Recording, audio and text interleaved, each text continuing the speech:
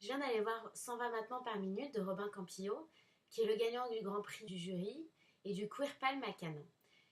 J'ai aimé ce film. Je pense qu'on ne peut pas ne pas aimer ce film vu la gravité du sujet.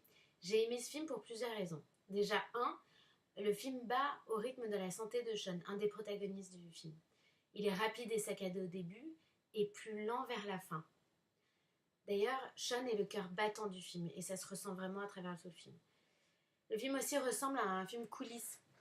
Il est plus travaillé qu'il ne laisse croire. Les scènes de RH, comprendre réunion hebdomadaire, sont très vivantes. Il y a beaucoup d'interactions entre les personnages. On croirait presque qu'elles sont non scriptées. Elles sont également très pédagogues pour le spectateur. Le dialogue même parfois va trop loin parce qu'ils oublient parfois que le spectateur n'a pas bac+10 VIH et nous perd par moments par ces termes assez techniques. Aussi, il y a une poésie dans ce film qui est très présente. D'abord au niveau de la photographie, dans la boîte de nuit, aussi sur les plans très serrés des plantes, mais aussi à travers la scène rouge, qui est un symbole très fort, comme si les Parisiens étaient complètement contaminés par le VIH. En revanche, il y a des scènes que j'ai moins aimées, ou des choses que j'ai moins aimées dans le film. Par exemple, le pathos. Je trouve que parfois, Robin Campillo va un peu trop loin dans nos tire-larmes et force son spectateur à pleurer.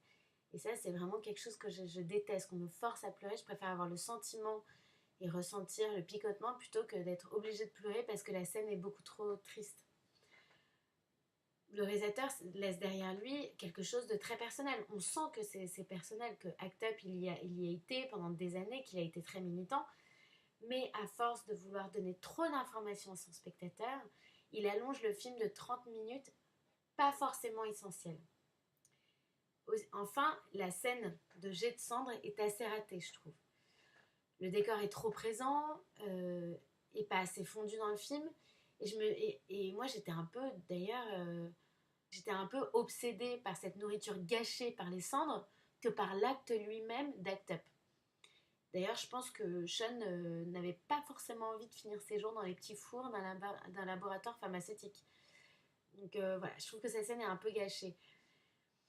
Mais en tout cas, le film a le mérite de montrer le combat d'Act Up et montrer aussi qu'il n'est pas encore fini, même encore en 2017. Enfin, le générique silencieux donne presque envie de claquer des doigts pour manifester sa satisfaction. Je donne à ce film la note de 4 sur 5. Elle est plutôt au cinéma et ne le téléchargez pas. Merci, à bientôt.